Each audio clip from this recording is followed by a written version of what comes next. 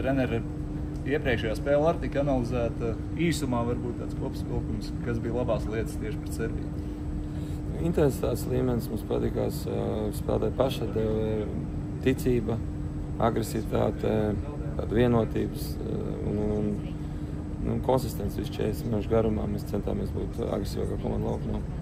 Jā, labākā spēle šajā turnīrā Latvijai? Labākā tā, ko tu uzvar. Otra labāk. Jā, nākamais pretinieks Portugālē. Nezināms, teiksim godīgi, bet jūs esat analizējuši, ko var izcelt, kas ir tās bīstamās lietas varbūt?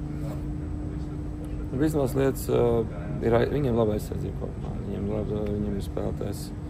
Viljams ir pirmais pārķerties bumbās, un Kete ir labs, tas saucamais rim protektors, ir groza aizsargātājs.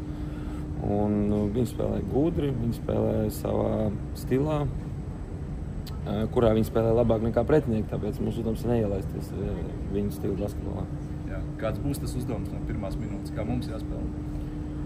Es domāju, ka mums ir joprojām jācenšas atrast spēles kontroli caur aizsardzību, caur intensīvu aizsardzību, caur disciplinētām darbībām, metienu izvēli uzbrukumā palīdzēs un jāvien ir aucošās bumbas. Kveta jau pieskāries viņam, bet cik viņš ir bīstams varbūt arī uzbrukumā? Viņš ir bīstams, jāņem vērā, ka viņam bija ļoti spēcīgi pretinieki. Viņš spēlēja gan pret Šengunu, gan pret Jokiču un pret Čehiju. Viņš bija izcils, viņam bija 8 celsošās bumbas. Viņam fizikalitāte viena no labākajām droši vien Eiropas čempionātā, un viņš smagi strādā, komandas viņu spēlē, tā kā mums ir jālimitē viņa pieskārienu bumbām. Ja mēs runājam par Latvijas komandu, cik šī spēle pret Serbiju var iedot pārliecībai? Jā, zaudējums, bet labā spēlē. Mums tāds sajūta, ka mēs būvējam kaut ko, kas iet uz augšu, un tas droši vien pats galvenais uzvars ir rezultāts kvalitātei. Mūsu uzdevums ir celt kvalitātes latiņu un celt to pēc iespējas ātrāk, un es ticu, ka tajā gadījumā uzvars sekos. Cik ļoti Gražuļa savainojums ietekmē kaut kādas rotācijas uz nākamajām spēlēm, kas varētu viņu aizstāt?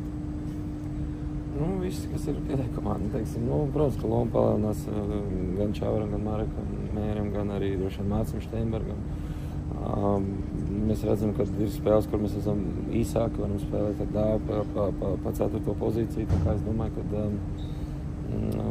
Andrejs ir ļoti svarīgs spēlētājs mums, bet jāiet uz priekšu. Redzējām pret Igauniju, jo īpaši pirmajā puslaikā bija tās pāris epizodes, kur viņi mēģināja nopostēt gan Žagaru, gan Zoriku. Jā. Rīt pret Portugālu 2 ļoti augumā mazi aizsargi, 2 no 3 īsākajiem vispār turnīrā.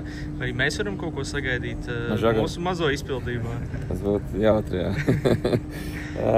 Nē, droši vien, ka īsti nē. Mēs spēlējam, mums ir labs kvalitātes spēlētājiem, bet droši vien, ka tā nav tā kvalitāte, kur viņi ir pieraduši izmantot. Tā kā domāju, ka īsti jau nav. Bet, kas varētu būt tie veidi, kā mēs varam izmantot to, ka mums ir arī reto reizi kaut kāds pārsvars starp mazajiem, vismaz fiziskajos parametros?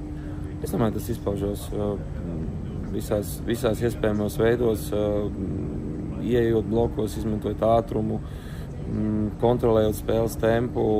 Droši vien, kad spēle ar muguru pret grozu ir tāds visminimālākais. Gan aizsardzībā, gan uzbrukumā vinnē teritorijas. Tas ir tas, kur ķermenis vienmēr palīdz. Ar Serbiem bija grūti, bet mēs mēģinām būt ātrāki. Bet Portugāļi varbūt viņi jau augumā gari, bet es teikšu, ka viņi ļoti labi kontrolē spēli no aizsardzības.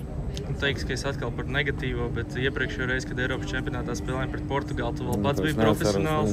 Bet var kaut kā salīdzināt šīs divas komandas? Es domāju, ka nevar. Tas ir sen. Tas ir tā kā tēva ar dēlu salīdzināt. Var, bet nevajag.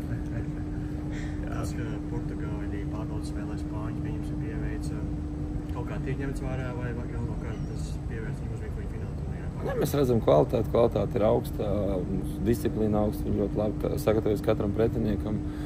Mēs jau neesam tajā stadijā vairs, kad mēs iespēdamies no citiem rezultātiem.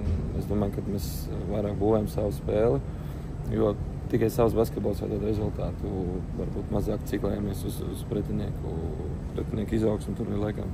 Jā, par turnīru kopumā, treneri, var teikt, ka Latvijas izlases spīdis vēl nav sasniegts, ka tas vēl varētu būt priekšā? Es ceru, ka nē, es domāju, ka noteikti nē. Intensitāti mēs palielinām, nav laba metienu precizitāte līdz šim bijusi.